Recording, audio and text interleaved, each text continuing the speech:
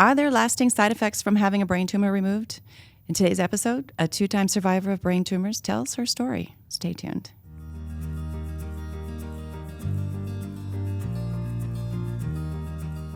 Welcome to Stories of Hope. I'm Christine Hotchkiss. Each week I bring you stories that inspire, educate, and give you hope. I want to thank my sponsor and podcast producer, the Motivated Mind Group.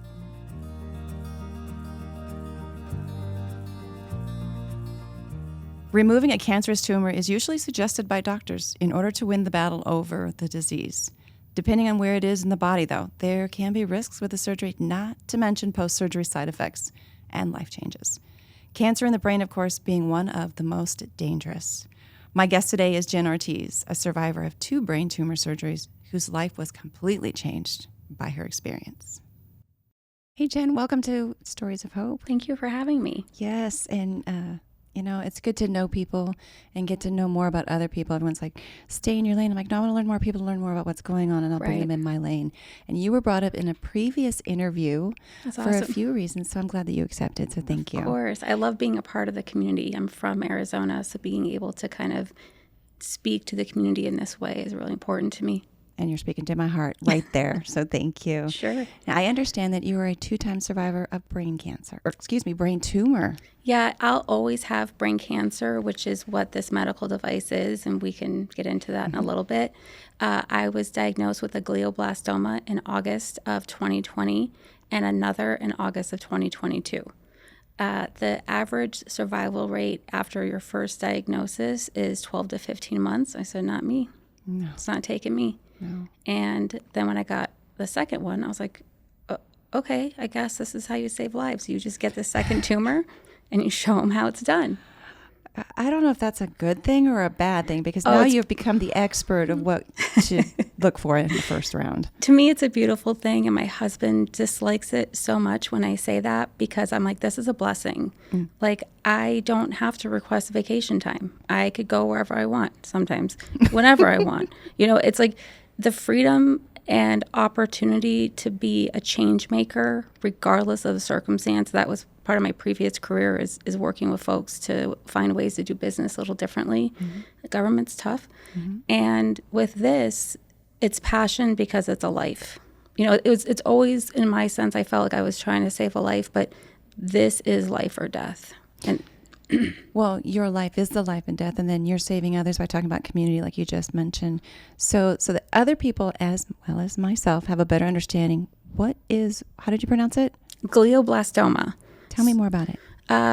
So glioblastoma is one of the more deadlier types of brain tumors you can receive. I guess it's like a gift. And it was given to me, or, to me, it's like you're not given anything that you can't take on. And so this mountain has been provided to me to keep going and take down the next one and the next one. And it's easier to be a victim than to be a hero. And so I'm working hard. The first one was August of 2020. My son had just started an online program for school because it was 2020. And we finished our day. I finished up work, and we're going to go for a swim. And I felt this feeling as though I was choking on my tongue. And my mouth pulled all the way over. My left hand kind of started to curl up, as in my foot, kind of like when the house fell on the witch in The Wizard of Oz. Okay. That's what I felt like. And I hobbled out to my back door and swung the door open. And when my husband looked back, he was like, dude, are you okay? And I just grabbed his forearm and collapsed and went into a full seizure. Oh, my gosh. Because I have what's called conscious awareness seizures based off the location of where the tumor was. It's in the emotional part of my brain. I could hear what was happening, but I was not able to I wasn't able to respond verbally or physically. I just was shaking. And my husband, being a first responder, he's telling my son, get out of the pool, unlock the door, lock up the dog so that the paramedics could come in. Paramedics came, got me off the ground, and we just started having questions. Hindsight, for me, I felt like I was talking to them the way I'm talking to you now, but who knows? I did deny being transported. Well, if we're going to be honest. Yeah, absolutely. This is where it's supposed to be. You're going to help community. You're going to help me. I had a lot of parties during the summer of COVID. And we just moved into our house in May. So I was like, I don't need my neighbors thinking I'm being transported due to COVID. Oh, I didn't think about that. Okay.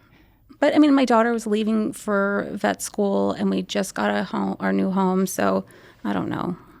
The things we think about that really aren't Yeah. important, especially when you're talking about needing to have medical care. Right. I love that you have sense of humor, by the way. There's been a few times I've laughed, and I don't want anyone to think No. that I'm being insensitive. No. Because we've talked prior to this, and now I because we've been texting Yeah. and actually talked on the phone. Yeah. So now you bringing it here, and I was like, I want everyone to know that it's okay. She's given permission. That's and what I this is who use. you are. Right. Totally Right. get it there. So when I denied transport, I could see the captain. I mean, shout out to Gilbert Firehouse number 3, because they had come a few times, and we became like, I felt like friends, because they're like, oh, was it an anxiety attack? The next time they came, I was like, no, I run the lottery and got a glio. So you hear like, and I'm like, not me. It's okay.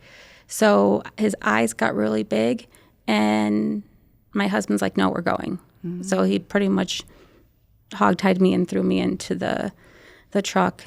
And we went to Gilbert Mercy, and they worked it up like a stroke because there was no way to really know where to start, and that allows medical things to go a little faster, such as blood, MRI, etc. And they did a CT scan and found a mass on my brain. She came in and said, we're going to call your husband in here because it's now considered a life-altering event. Absolutely. And I was like, okay. Like, I didn't even feel anything at that moment. I don't know if it's because it was the emotional part of my brain. But now I'm going to stop you. Is this where you actually started to become a little more conscious about what's going on? Because before you... Oh, yeah. As soon as they picked me up off the floor, I was back to myself. And it was bizarre to think, why should I go to the hospital when I feel fine? Sure. Excuse me. And so when she came in, she said, I want to let you know that it wasn't a stroke. You do have a mass on your brain. I was like, okay, I have 2 questions. One, will it impact my personality? She said no. And I was like, okay, will I still be funny? And she's like, that's a different part of the brain. She's like, you might have to learn to walk again. I was like, I could still be funny. Oh. On a walker or a cane or a wheelchair. So like, it just from the beginning had to find some way to, I use sarcasm and wit and humor to cope. And so when a doctor found me in ICU blowing a stack because no one was talking to me, she's like, what do you use for trauma? And I was like, sarcasm. She's like, no, like, how do you cope with trauma? I said, sarcasm. Like, I don't understand the question. And she's like, you need to really lean in to a few other things. Faith and therapy, and it was day 2 of surgery. I wasn't ready for it, but I understand. They're probably thinking you were in denial and they wanted you to get serious about the thought of it. Yeah, no, I'm not in denial. I'm well aware. No, I get it. I had my own stuff. And like you said, sarcasm and being funny is definitely something that helps ease the pain. Yeah. It's not that we're in denial. No. It's our reality. Right. I need to figure out how I can make this a career and stand up, so. You still have time, by the way. So, yeah, it was that happened and everything seemed fine. What I did the following year, we did a trip with our family and friends who kind of helped us navigate. I called them my PR team. So 4 of my very close friends, my friend Angie lived with me for 4 months, 4 days a week, so that my husband can go back to work. My friend Brooke helped me manage all my finances. My friend Audra, like, when I was in the hospital, people would call or text or message, what do you need? Can we help you with something? Honestly, Christine, I had more pajamas, chapstick, and gobstoppers than any, because that's all I thought about. Like, I just had brain surgery. I don't know what I need. I still have chapstick I haven't opened. This was in 2020. Thank you to those that sent the chapstick. So my girlfriend took over, and she just started hammering. So if someone asked for something, she's like, she's good there. This is what we actually need. And that was extremely helpful to have someone kind of manage your life. In the very beginning, we talked about community. Here is your community. Yeah, they were my village, and they still are. My friend Jessica actually found the doctor that I saw in my most recent surgery, which was last August, because it's the medical community is interesting in that I want to go to the best version of whatever you have, however I can find it. When I was released from the hospital in 2020, I had to do some rehabilitation, which was fine, and do a follow-up appointment with, I guess, an oncologist. However, when I was taken to that oncologist, it's a pretty large oncology department here in Arizona that we won't talk about. The doctor came in and said, "You're going to watch this video and you're not going to ask me any questions until the video is over." Starts the video. My girlfriend, Audra, who's with me, who has some medical experience, said, "I have a question." He goes, "No, not until the video's over." I looked at her and said, "We're leaving." Oh, wow. That's it. That's not quite the etiquette No. for you. Well, and the thing that I had to take a step back and look at is, and God forbid, if you're here for breast cancer and he's here for prostate cancer and I'm here for brain cancer, I like to see the specialist who specializes in, every year, dermatologists, like make the round around who specializes in that particular area. And I was able to find Barrow and Dr. Sinai, who did my second surgery, and I was given the opportunity to do a trial drug.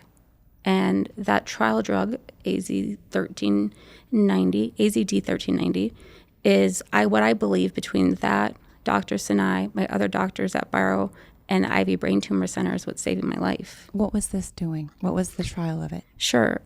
You take a medication about 3 days prior to surgery. The morning of surgery, they provide the medication to you, and they take the tumor out. The tumor is then dissected to ensure that the medication penetrated the tumor, because one of the most difficult things that they are finding with this disease and most brain tumors is the blood-brain barrier.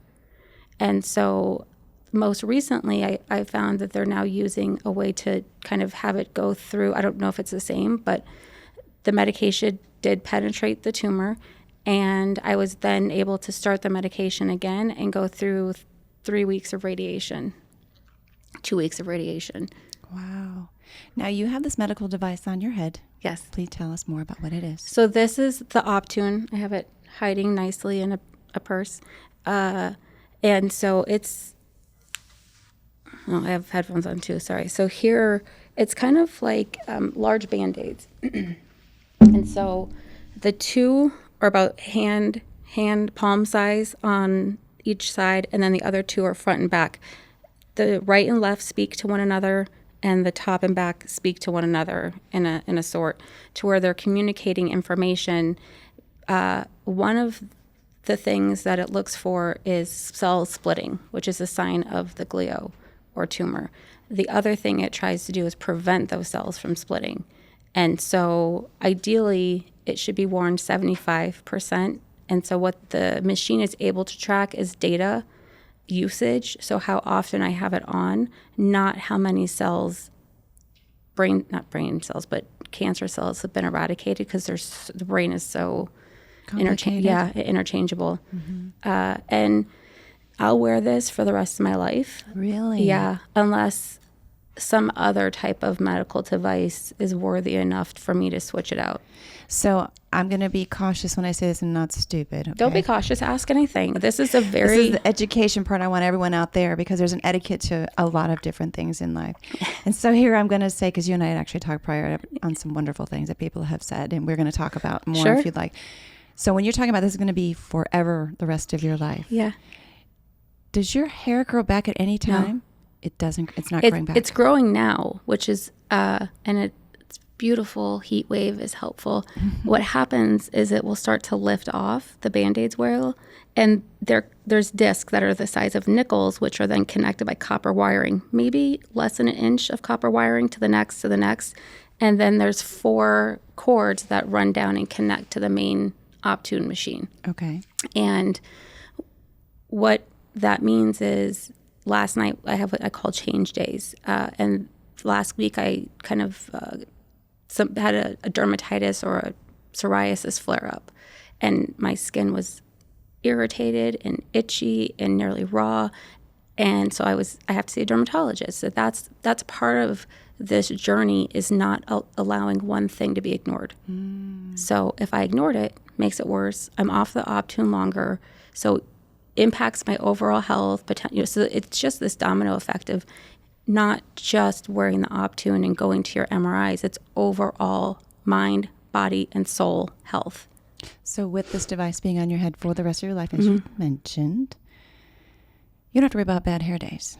Well, I'm using your funny hair. I hope that was okay. But the other part was that you won't be able to have the hair grow if you just said that's going to lift off. So yeah.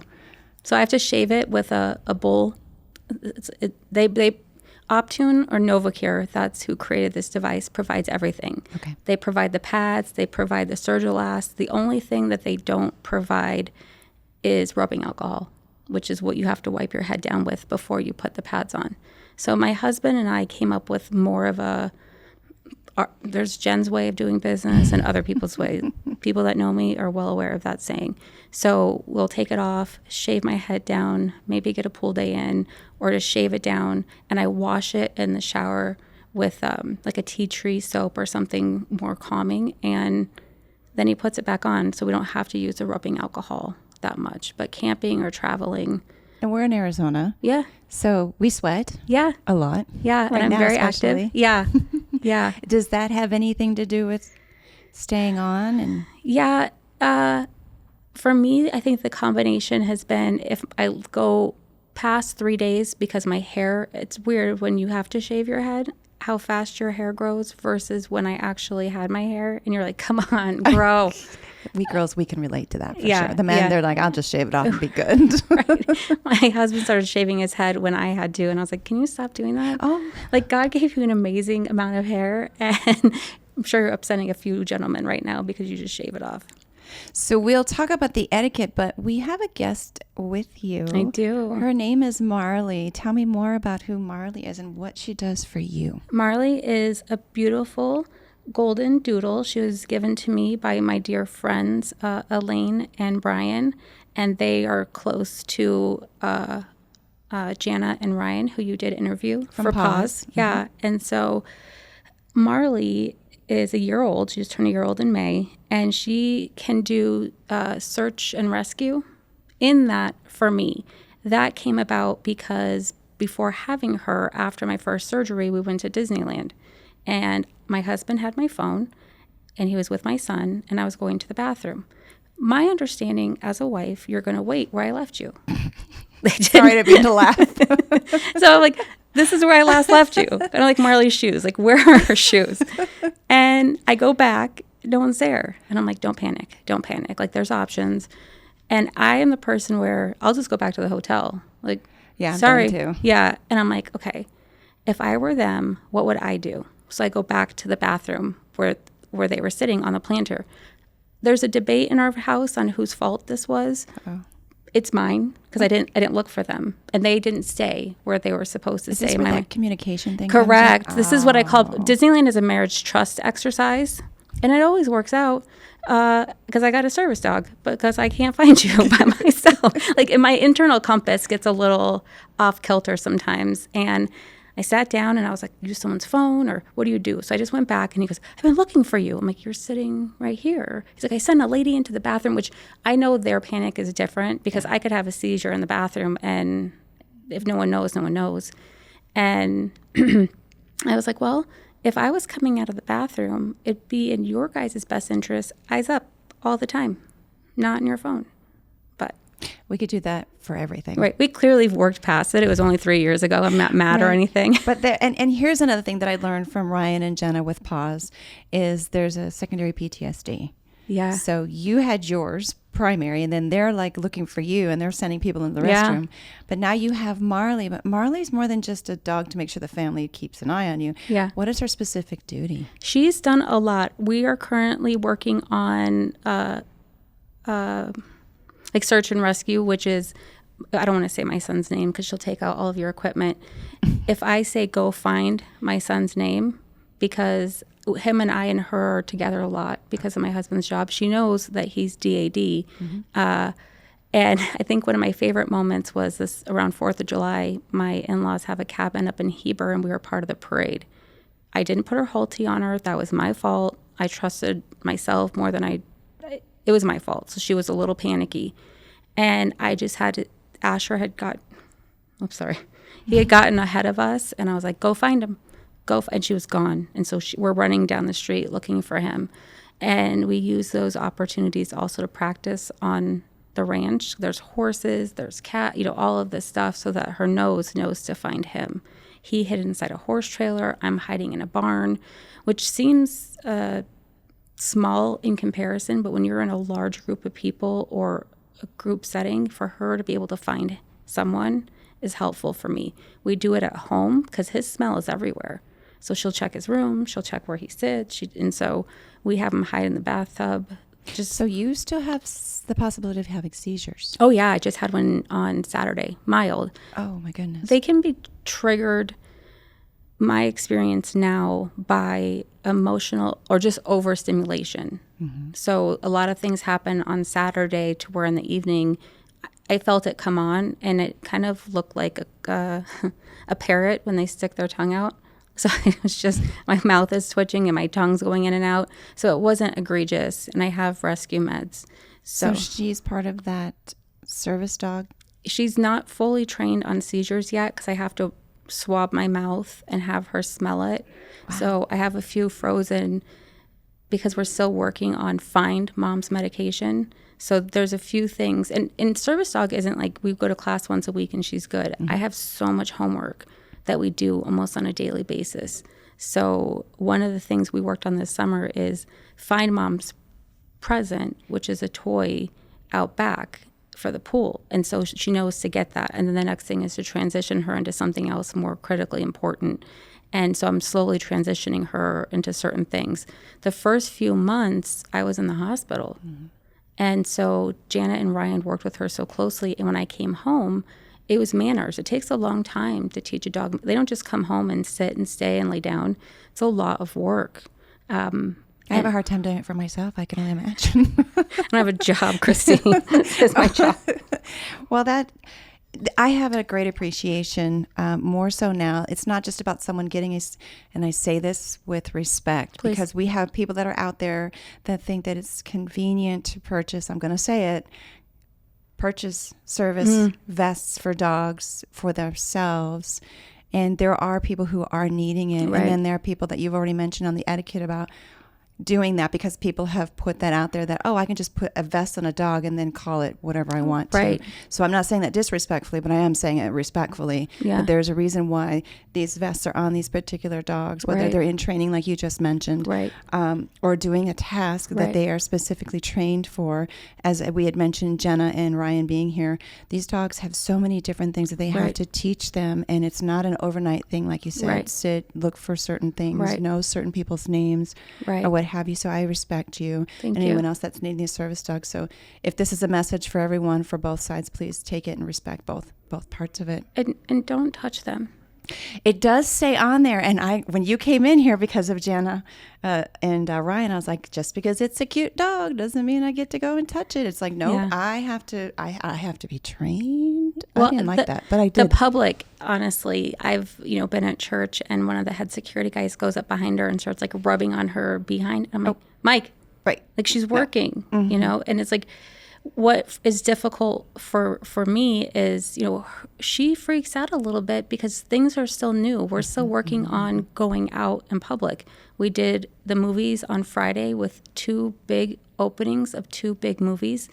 It was busy. A lot of people. But it's good for me and it's good for her because she has to be able to experience that.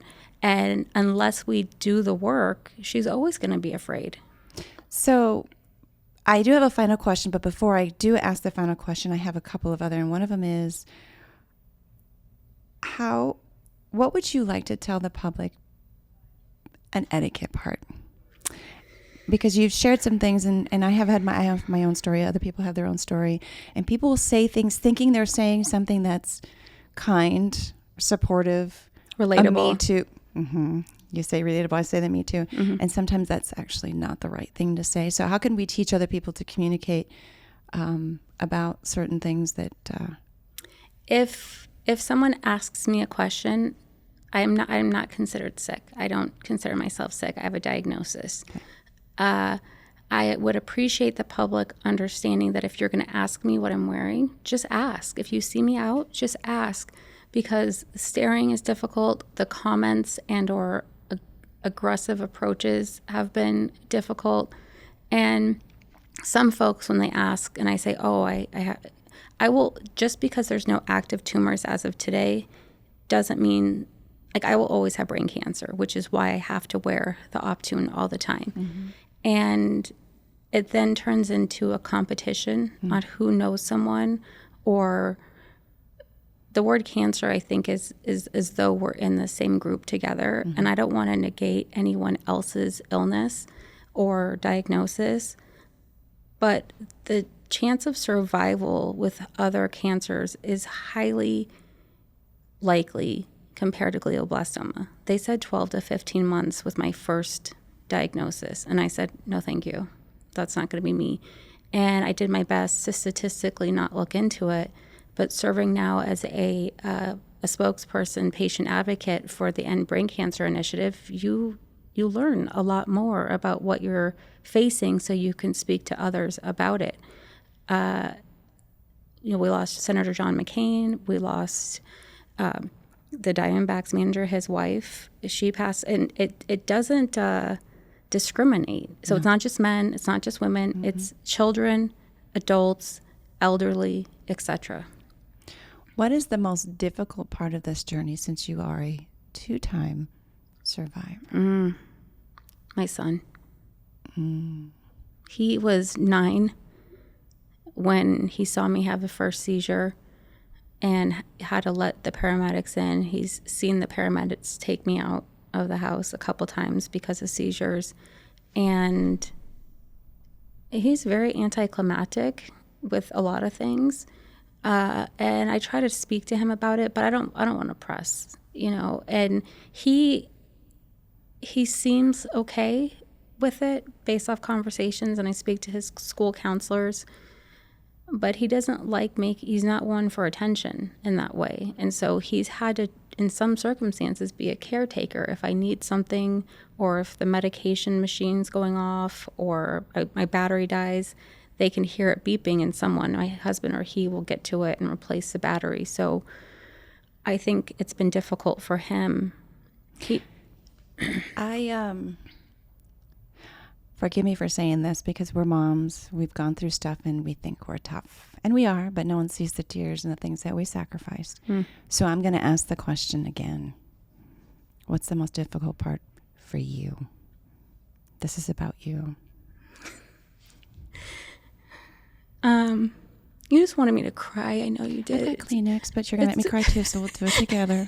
It's a good show. I want the truth to be... Hey, we talked about community, and this is the only way people are going to understand, and I understand. I think the most difficult thing for me was figuring out how to reinvent myself, because I was someone else. I had a career. I traveled. I felt successful in what I was doing, and there wasn't an opportunity to say, you know what, I'm going to retire. I'm going to be able to find some other things to do. It was, I had a seizure on a Thursday and never went back to work. There's misnomers, I think, because my doctor's like, well, I have a coal miner who's on Optune. I'm like, I'm not a coal miner. And for me, it was the overall comprehension. Like, reading books again was very difficult. My speech was extremely slurred and delayed, and you'll hear it. I'll say, how do you say? And it's not because I don't know how to say it. It's just I need to find the right words. So vocabulary is critically important to me. And I lost a lot of that. And I wasn't getting up and going to work every day or having somewhere to be. I relish in that now because I've been able to identify other ways to fill my time and feel more fulfilled. But difficult for me. I mean, I apologize to my husband. I'm like, I'm sorry, like, you didn't marry me like this. And he never gave me any indication that it's ever been an issue. So I threw that out there because I have my own, and people think that, oh, you're so strong. No, I'm not strong. I just have to be. Yeah. And that's why I asked the question, because we wear a mask. We're not going back to 2020. We wear masks to protect everyone else, but inside we're hurting too. And if people think we're smiling all the time, they think, oh, you are so insensitive. No, I just don't have to show you where I'm super sensitive at the time that I'm where I'm at. Yeah. And we don't get to talk about how we feel because you already just said, you apologized to your husband. Mm-hmm. You didn't know this was going to happen. Right. Nobody knows what's going to happen to their lives. Right. And it does change you. Right. Mm-hmm. And I wanted to make sure I was still like a contributing member of our family in some way. But I just picked up new hobbies and started doing things I had never done before. Comedy. That had always been, that's since birth, Christine. You warned me, and I'm so happy. So I think for me, seeing myself grow into the new person that I am has made me feel better. But I still reminisce about, again, personality is the same, but all my close friends, they're at work during it. They have real things going on. Not that mine isn't real, but I can't call them at 9 a.m. and be like, "What's going on?" Well, you could, but they might not answer the phone. They're at work, right? And so I think what people don't understand is being outside the home or having something different to kind of start your day with is nice. So having your work friends or traffic or things like that, take advantage, because you never know. And I was like, well, it's Thursday, I'll probably be back to work on Monday or Tuesday, and never went back. And so I've found my own way to contribute. And you're doing well. Thank you. Now I have another final question. So if you answer it with comedy, I'm good with that too. Marley's doing a great job, by the way. She's really hanging out. I really had some questions for her, but I don't want to bother her. Just email me. I'll ask her later. Okay, cool. We'll put them in the show notes. If there was only one question I could ask about someone or of someone to get an idea who they are, good luck with that one, right? Right. This is how I summed it up. What message would you like to leave everyone based on your journey of your life?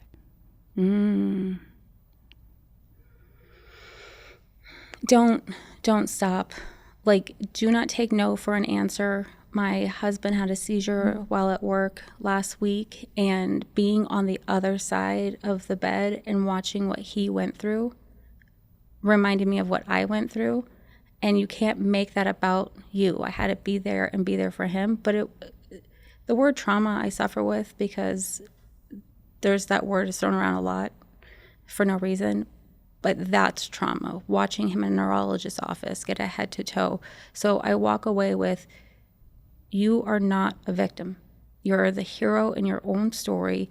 Make your story memorable, and do not let anyone tell you no. The doctor told her to tell me, no, we're not going to do a CT. I said, I'm not leaving here.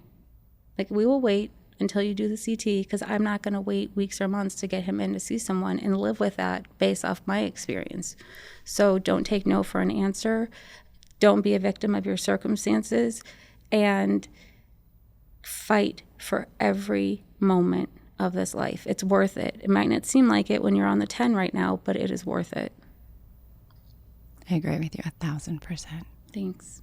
Thank you. It was a great answer. Thank you. And thank you for being vulnerable. Of course. Educating us, talking about etiquette, and for Marley being here as your support. She's a good girl. She is. Thank you again for being my guest. This inspiring story was brought to you by MMG, your global creative agency based right here in downtown Chandler.